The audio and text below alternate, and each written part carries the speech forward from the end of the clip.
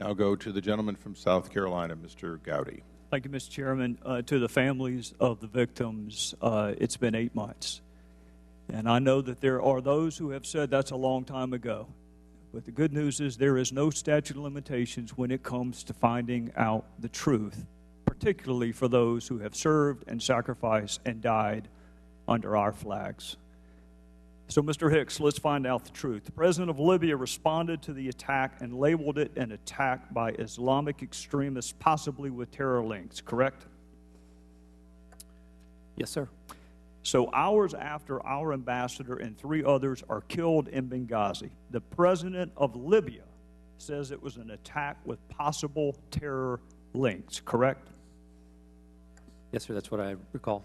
Did the president of Libya ever mention a spontaneous protest related to a video?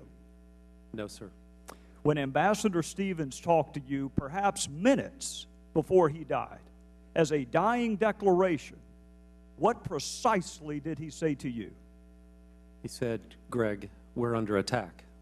Would a highly decorated career diplomat have told you or Washington had there been a demonstration outside his facility that day?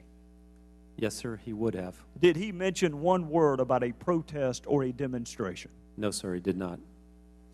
So fast forward, Mr. Hicks, to the Sunday talk shows and Ambassador Susan Rice.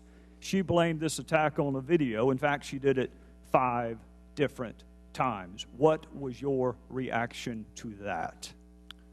I was stunned. My jaw dropped. And I was embarrassed. Did she talk to you before she went on the 5 Sunday talk shows? No, sir.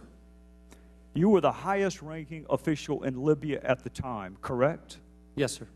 And she did not bother to have a conversation with you before she went on national television? No, sir.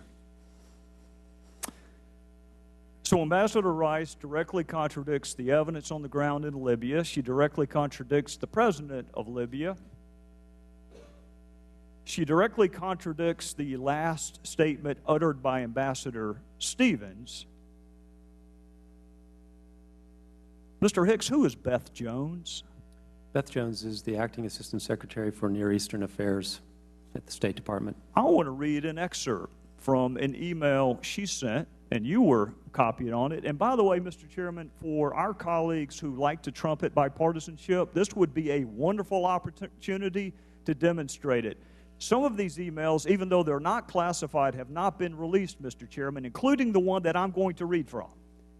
So for my colleagues who trumpet bipartisanship, this would be a wonderful time to prove it. This is from Ms. Jones to you, to counsel for Hillary Clinton, to Victoria Nuland, to Mr. Kennedy, near as I can tell, to almost everyone in the State Department, and I'm going to read from it. I spoke to the Libyan ambassador and emphasized the importance of Libyan leaders continuing to make strong statements. By the way, Mr. Hicks, this email was sent on September the 12th, the day after Benghazi, and several days before Ambassador Rice's television appearance. And I'll continue. When he said his government suspected that former Gaddafi regime elements carried out the attacks, I told him that the group that conducted the attacks, Ansar al-Sharia, is affiliated with Islamic terrorists. Let me say that again, Mr. Hicks. She told him, the State Department, on September the 12th, days before our ambassador went on national television, is telling the ambassador to Libya, the group that conducted the attacks, Ansar al-Sharia, is affiliated with Islamic terrorists. Mr. Hicks, I want to know 2 things. Number one, why in the world would Susan Rice go on 5 Sunday talk shows and perpetuate a demonstrably false narrative? And secondarily, what impact did it have on the ground in Benghazi, the fact that she contradicted the president of Libya? As to the first question, I cannot provide an answer, but perhaps you should ask Ambassador Rice. I would love the opportunity to do just that. As to the second question,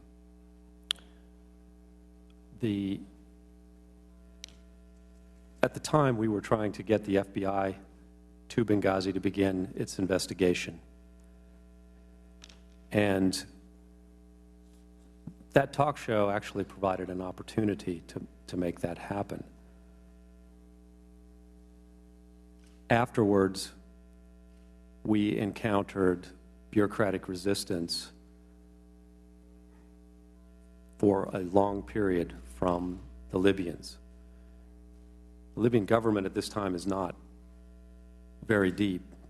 President, Prime Minister, Deputy Prime Ministers, ministers, all capable people. Some vice ministers as well. And it took us an additional my math's not very fast these days, maybe 18 days to get the FBI team to Benghazi. So the crime scene was unsecured for 18 days.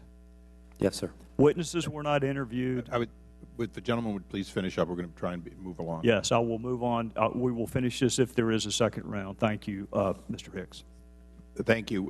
For all individuals, to the extent that our witnesses can stay on, we will try to have a second round, but the ranking member and I both realize that we're a little behind schedule, and I take blame for it, but we're going to try and move within 5 minutes of questioning whenever possible. The gentlelady from New York, Ms. Maloney.